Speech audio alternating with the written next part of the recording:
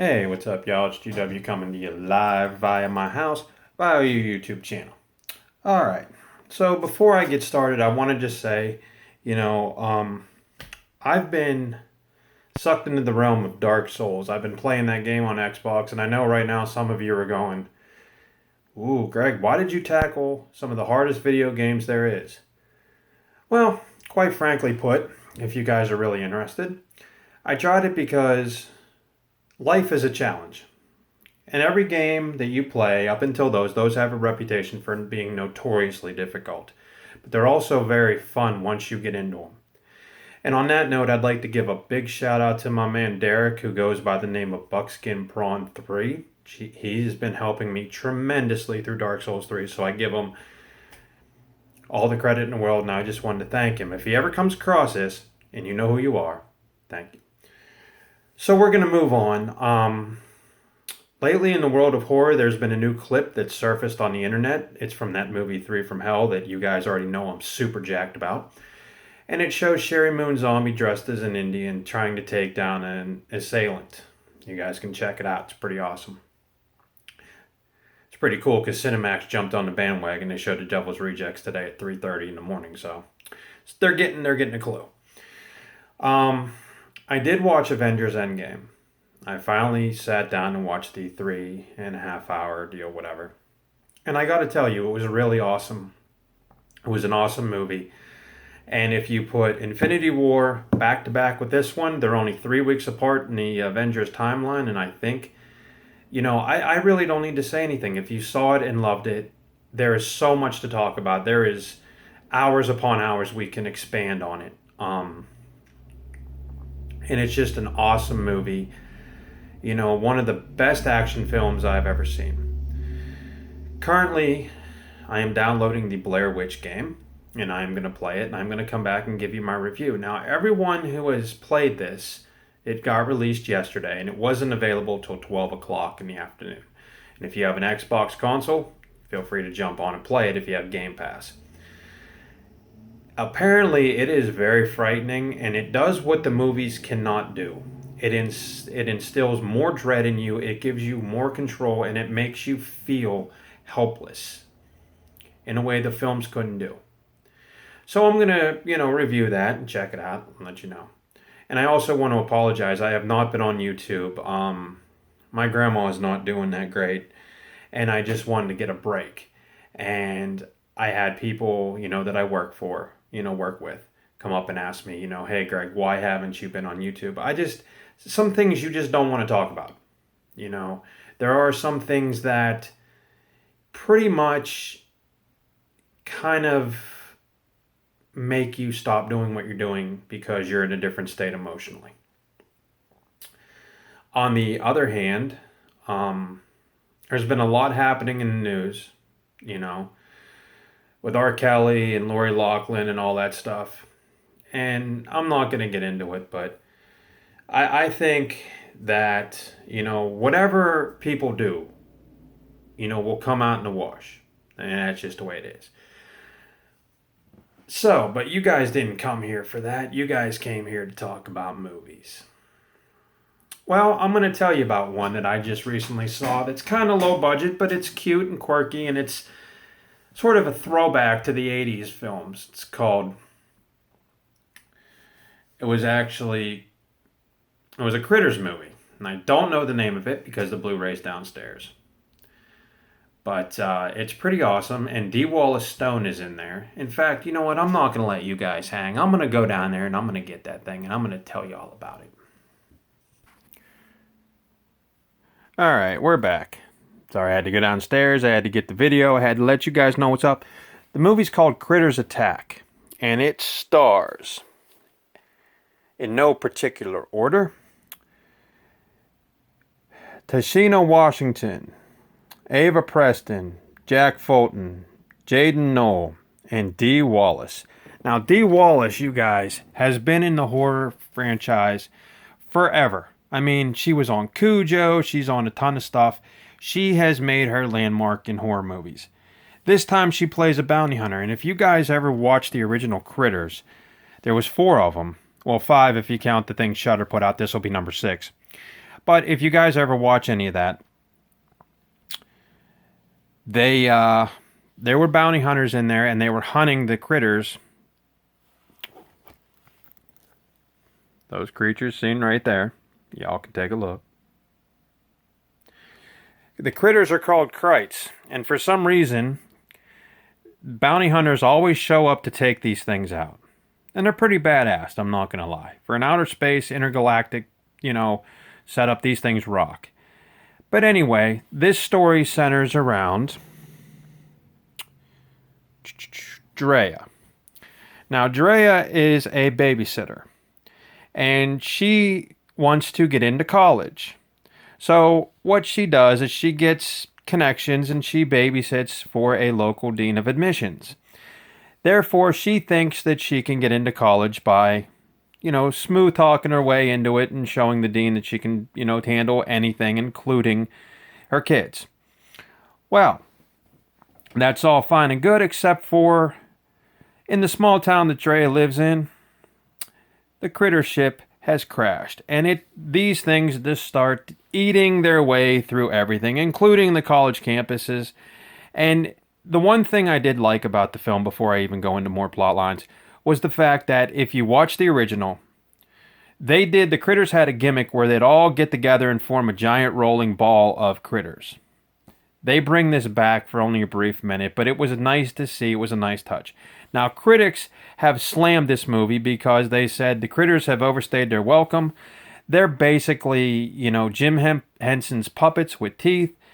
And there's really no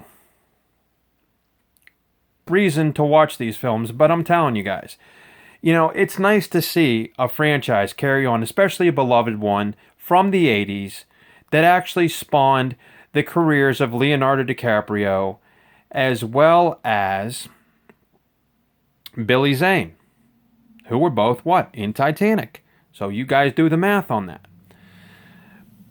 But I think DiCaprio made his film debut in number 4, I think. Anyway, but this film is very fun. It's a fun popcorn movie, but, again, it was slammed by critics, and it just came out. And the thing is that anything now that comes right to video is slammed. Critics go, oh, it's right to video, so we don't even have time to watch it, so therefore it sucks. But some of your best films, of the independent circuit go right to video, or they have a limited run release. So you pretty much, you can't listen to these people. And I know there are people out there that like it, and they'll read the review, and they'll miss an opportunity to see a fun, stupid monster movie. And with D. Wallace Stone coming in, also this film too, I want to reiterate, actually introduces us to a new type of critter, the queen critter, which I'm not going to go into it much. The plot line was pretty interesting. The ending was pretty interesting. So you guys should check it out. Again, it's Critters Attack. It was put out just recently by Blue Ribbon Content Studios.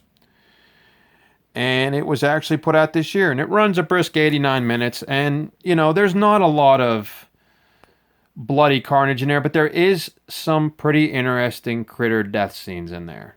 When the critters attack. Now, when it gets to the finale, it does get a bit cheesy. I think budget was more of an option, or not an option at that point. I think they pretty much were running out of money. But the ideas were there. And that's what people can expand on if they come back to make a sequel. And it's nice to see a continuation. At some point, I would like to see a reinvention of the Critter series. I think it's a series that people missed, in the 80s, and they dismissed it, when Gremlins came around. Because Gremlins stole the thunder from everything. I'm telling you guys.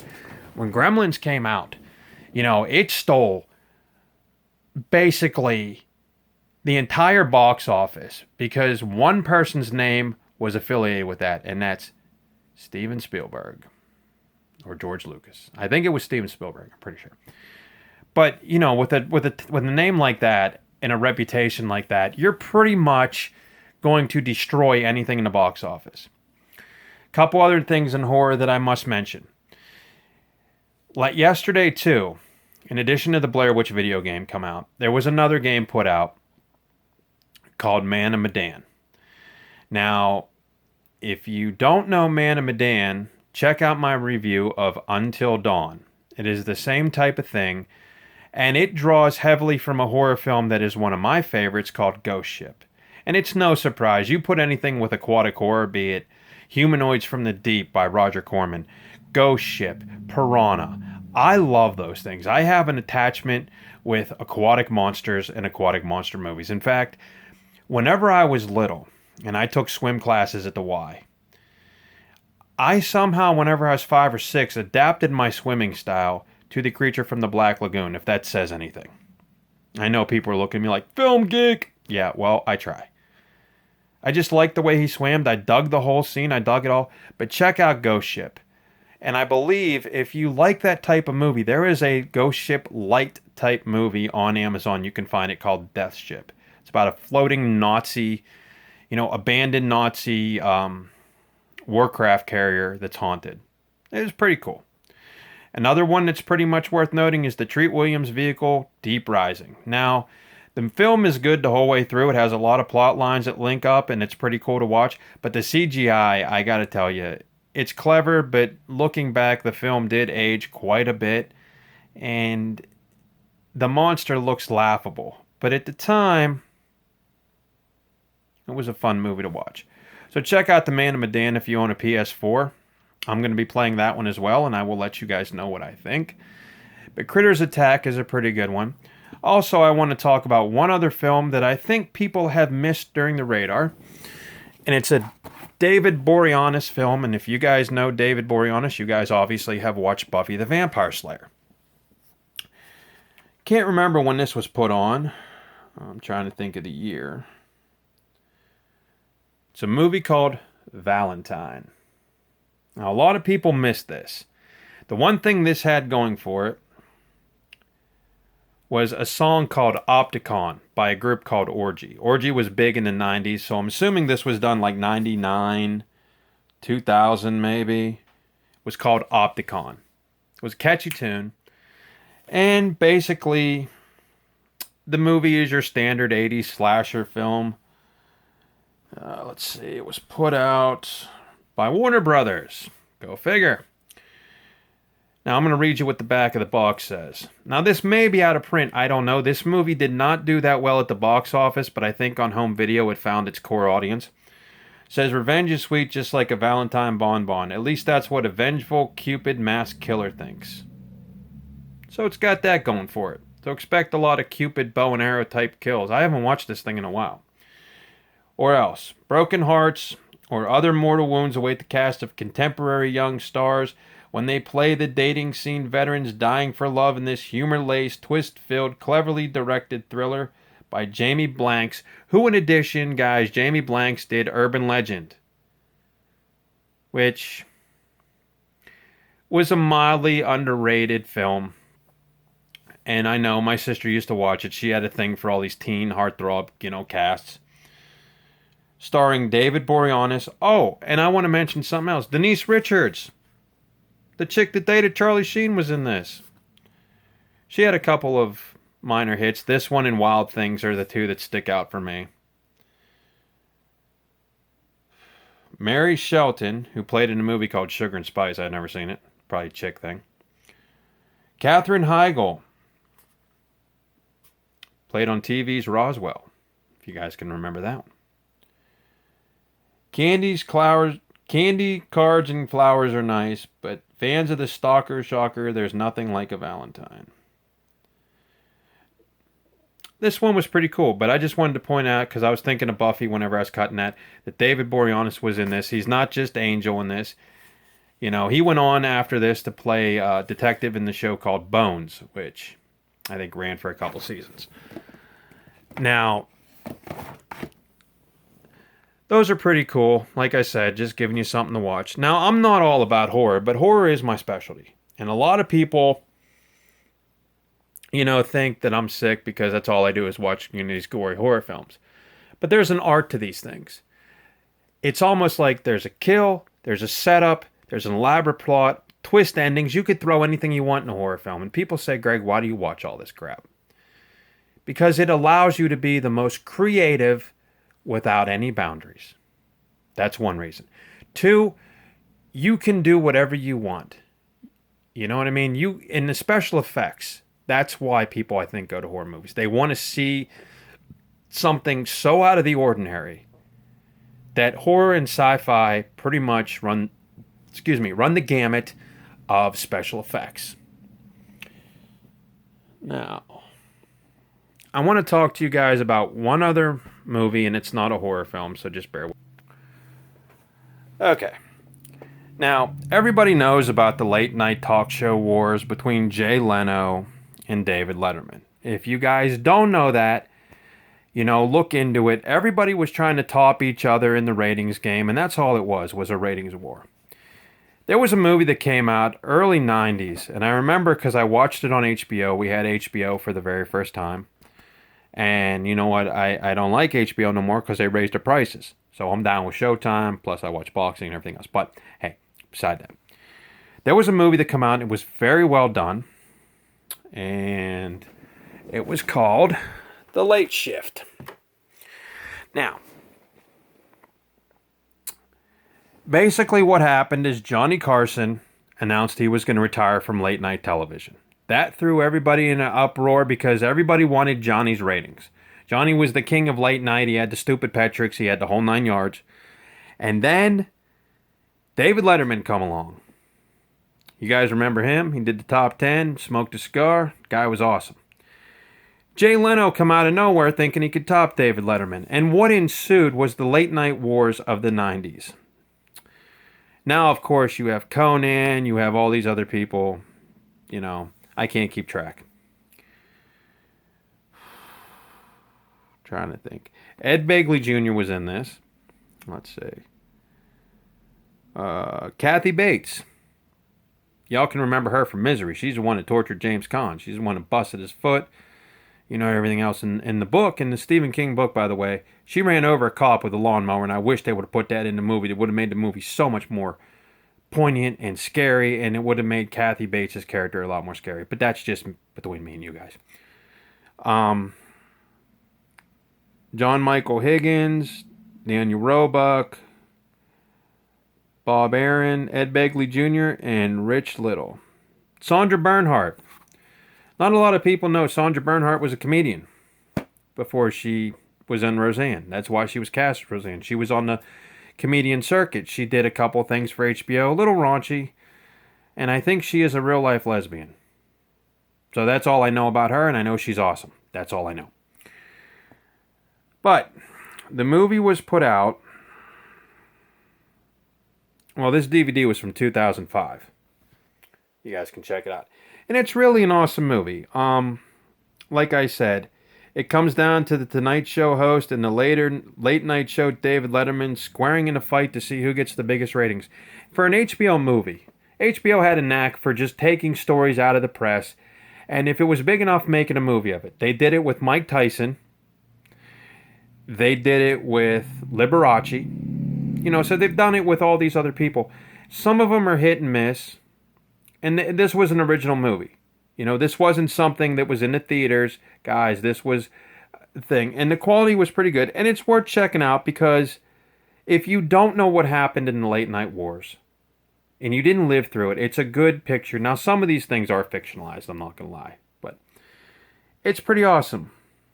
It was a battle over who got the Tonight Show. I think Stephen Colbert got it. I know. But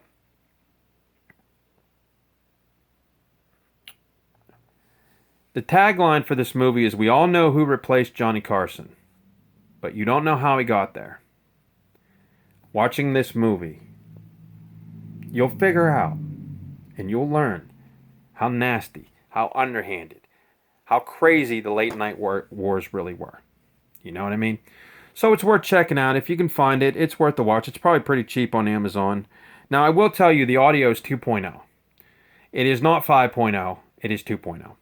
So, and it runs a brief hour and 35 minutes, standard film fare, But check it out. And the guys that play Leno and David Letterman are dead ringers for them.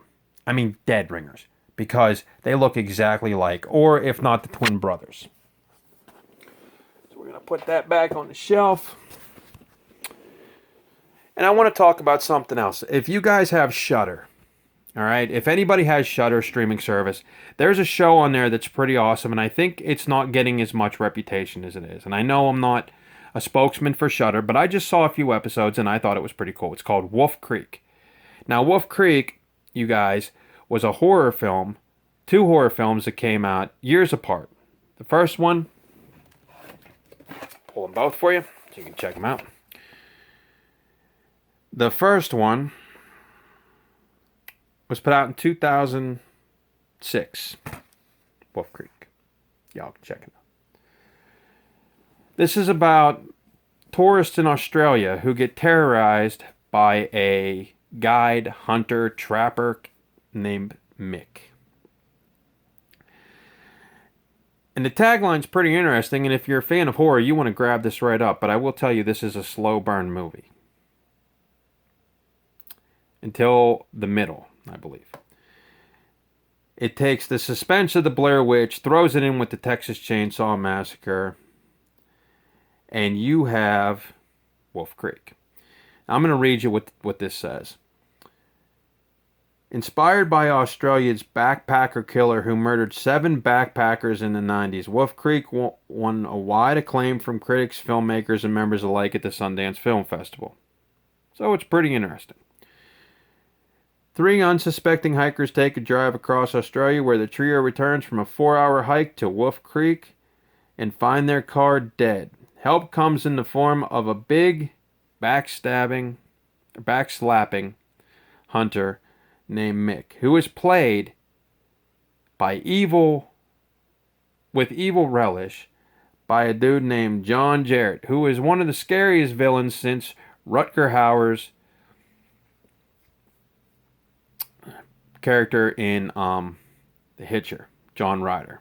You guys can Google the Hitcher review up if you want to check it out.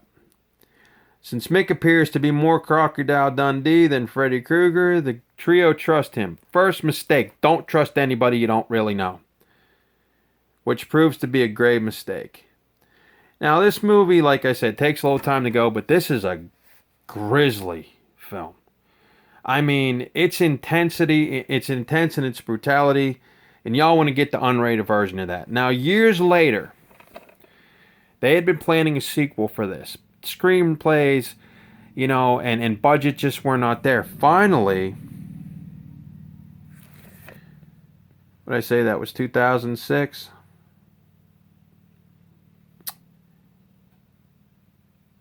Believe it or not, 7 years later, let that sink in. 7 years since the original Wolf Creek, they came out with Wolf Creek 2. Now, the reason I'm talking about this is because Shudder, like I just said, has a streaming show on, you know, their service called Wolf Creek, and it's definitely worth checking out. If you like these 2 films, you will love the show.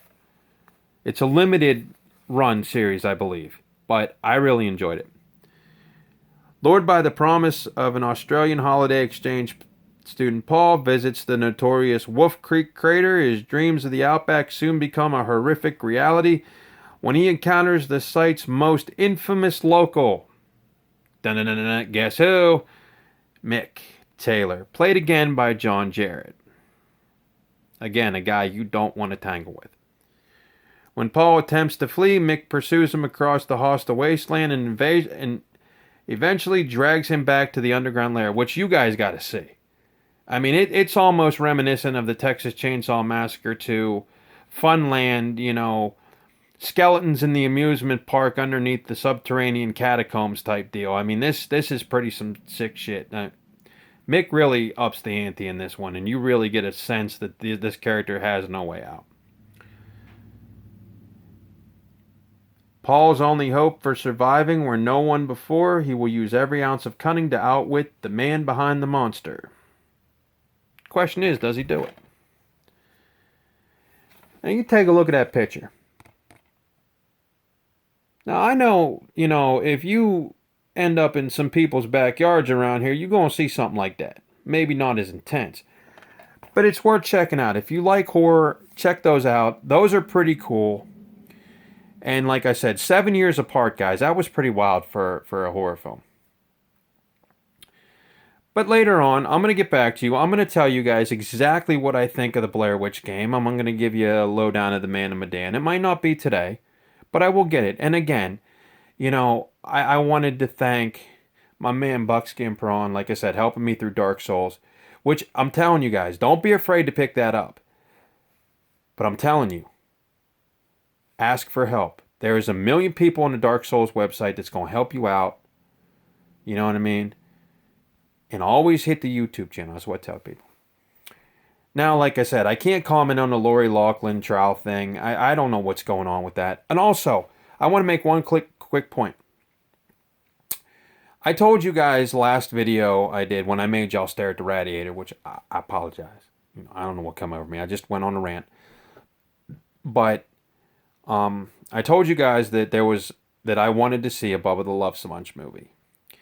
Well, just recently, we didn't get a movie. However, we did get the entire show brought to you by YouTube. You can actually Google up the Bubba the Love Sponge show, watch it live on YouTube, and it's about 2 to 4 hours long.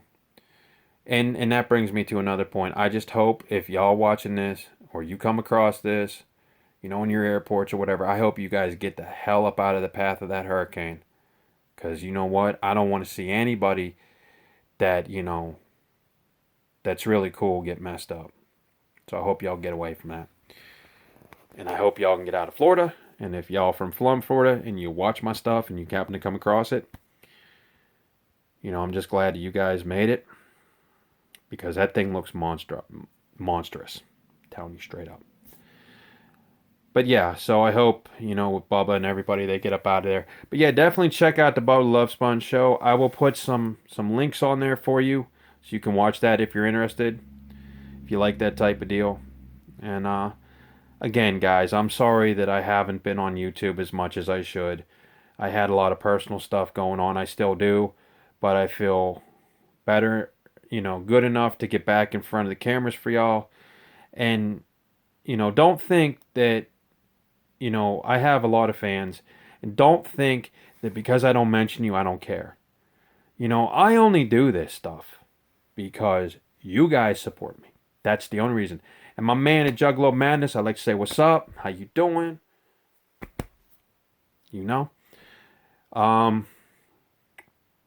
Anyway, I'll get back to you with my reviews of the Blair Witch. Should be pretty interesting. GW. Peace.